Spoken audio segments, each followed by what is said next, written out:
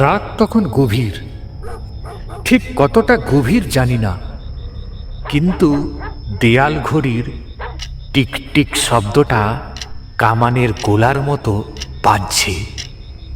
দূরে কুকুরের ঘেউ ঘেউ শব্দটা রাতের নিস্তব্ধতাকে আরো ভারী করেছে। চারপাশের শহরটা যেন মরে গেছে, কেবল আমার মাথার ভেতরে এক অনবরত চিন্তার ঘূর্ণিপাক।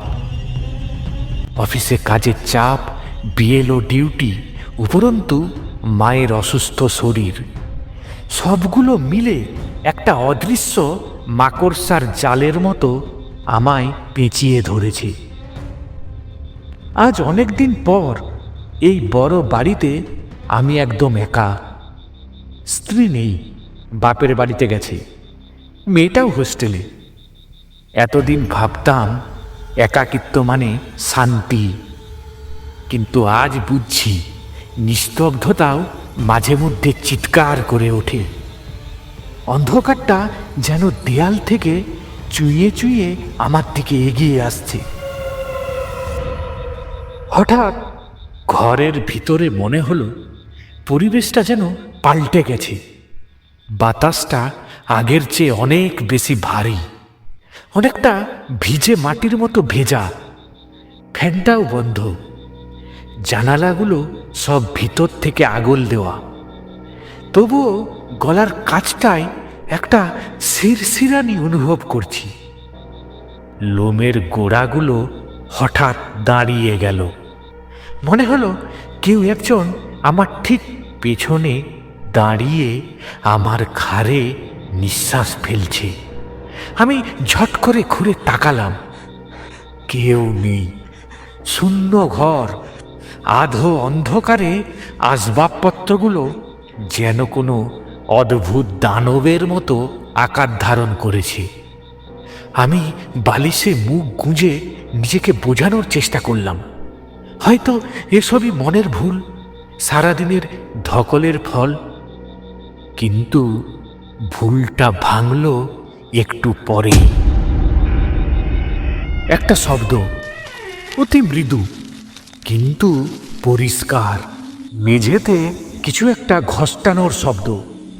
প্রথমে ভাবলাম পুরনো বাড়ি, ইঁদুর হবে হয়তো, কিন্তু ইঁদুরের পায়ে এত ওজন থাকে না। এই শব্দটা ছন্দময়, যেন কেউ তার অবশ হয়ে যাওয়া শরীরটাকে টেনে টেনে আমার বিছানার দিকে নিয়ে আসছে। আমি নিস্পন্দ হয়ে শুয়ে রইলাম। আমার হাতে নাগালে রাখা মোবাইলটা নিতে চাইলাম, কিন্তু হাতটা যেন পাথরের মতো ভারী হয়ে গেছে। আঙুলগুলো নাড়ানোর ক্ষমতাটুকুও নেই। মনে হলো ঘরের তাপমাত্রা হিমাঙ্কের নিচে নেমে গেছে। একটা হাড় হিম করা শীতলতা আমার পা থেকে মাথা পর্যন্ত বয়ে গেল। শব্দটা থেমেছে ঠিক আমার পায়ের কাছে। আমি চোখ বুজে ভগবানকে ডাকছি, কিন্তু কোনো মন্ত্র মনে পড়ছে না। কেবল টের পাচ্ছি বিছানার চাদরটা ধীরে ধীরে দেবে যাচ্ছে। কেউ একজন আমার পায়ের দিক দিয়ে বিছানায় উঠছে। আমি স্পষ্ট অনুভব করলাম একটা অদৃশ্য ওজন আমার পায়ের উপর চাপ দিচ্ছে। প্রথমে পায়ের পাতা, তারপর গোড়ালি, তারপর হাঁটু। যেন একটা মানুষ হামাগুড়ি দিয়ে আমার শরীরের উপর দিয়ে এগিয়ে আসছে। তার প্রতিটি পদক্ষেপ আমার বুকের পাঁজরগুলিকে গুঁড়িয়ে দিতে চাইছে। আমার শ্বাস নিতে কষ্ট হচ্ছে। সেই অদৃশ্য সত্তাটা এখন আমার বুকের উপর। আমি অনুভব করতে পারছি একগুচ্ছ লম্বা চুল আমার মুখের উপর দিয়ে গড়িয়ে গেল। একটা উৎকট গন্ধ, পচা মাংস আর ভিজে শ্যাওলার মিশেলে তৈরি সেই গন্ধে আমার বমি পাচ্ছিল, কিন্তু আমি নড়তে পারছি না। হঠাৎ আমার কানের একদম ভিতরে কেউ একজন ফিসফিস করে উঠল। শব্দটা মানুষের ভাষার মতো নয়, বরং শুকনো শীতল স্বর আমার মস্তিষ্কের প্রতিটা স্নায়ু অবশ করছিল। আমার মনে হলো আমার গলার চারদিকে একজোড়া বরফ শীতল হাত চেপে বসছে। আমি চিৎকার করতে চাইলাম, কিন্তু গলা চিরে কোনো শব্দ বেরোলো না, কেবল একটা গোঙানি অর্থহীন আর্তনাদ।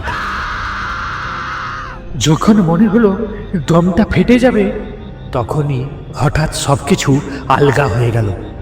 সেই ভারী ওজন, সেই শীতলতা, সেই পচাটে গন্ধ পলকের মধ্যে গায়েব। আমি এক ঝটকায় উঠে বসলাম, বড় বড় করে নিঃশ্বাস নিচ্ছি। শরীরটা ঘামে চটপট করছে। চারপাশটা আবার স্বাভাবিক। জানলার বাইরে দিয়ে একটা রাত জাগা পাখির ডাক শোনা গেল। নিজের দিকে তাকিয়ে হাসলাম আমি। হ্যালুসিনেশন, নিজেকে বললাম, হয়তো বা মানসিক চাপের পরিণতি।